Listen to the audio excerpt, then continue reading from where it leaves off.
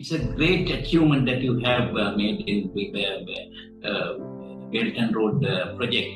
The developing country received a huge amount of investments, especially road development work and hospital developments and various other development projects, bridges.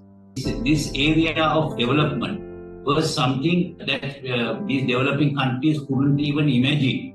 China has developed its construction in engineering knowledge. Now, in a way, it is being disseminated to developing countries. So that way, some of the development work that we have undertaken here in our country, we will never be able to do that. So that way, you have achieved the development for developing countries. That is the best and that is the most important achievement that you have achieved during these 10 years. Because this is really the development for these countries. This is meant for development.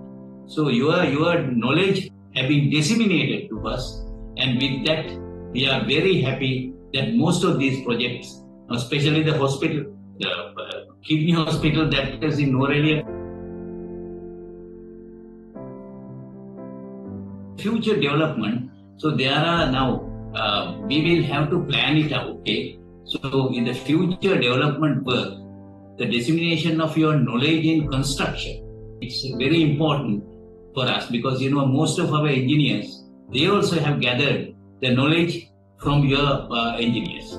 So that way, it's very important, and the future development work will be based on that improved knowledge of our engineers plus your country that has achieved up to now.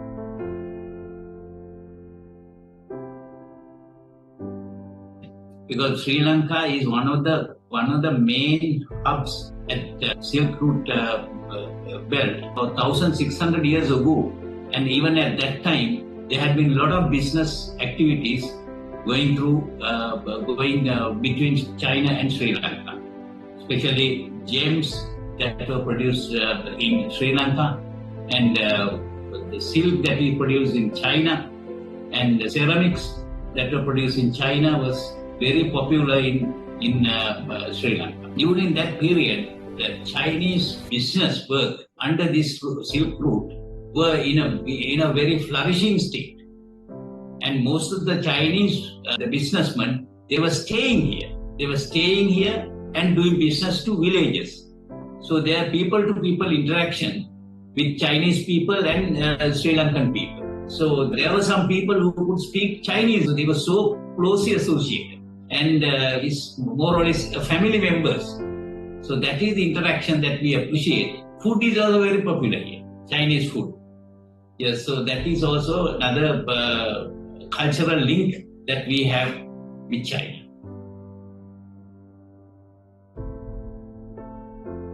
Infrastructure development in this project is very, very important because some now that is very fast development work.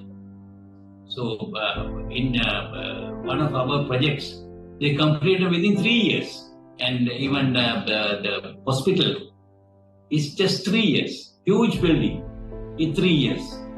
So that kind of speedy construction technology is very, very important for us.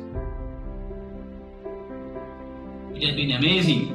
As a Minister of Cultural Affairs, I had the opportunity to visit your country on a cultural exhibition. So it's an amazing performance. And even now in Sri Lanka also, immediately after we opening the Performing Arts Theatre Center, we had a circus show, which was very popular in Sri Lanka, and it is still in our minds. And so that way, it is amazing the cultural relationship that we have maintained. That this Performing Arts Center is an icon for that. So that was an investment from China. So that's an icon of cultural development. 50 years ago, you have done this Bandaranaike International Conference Hall, which is still being used for international conferences.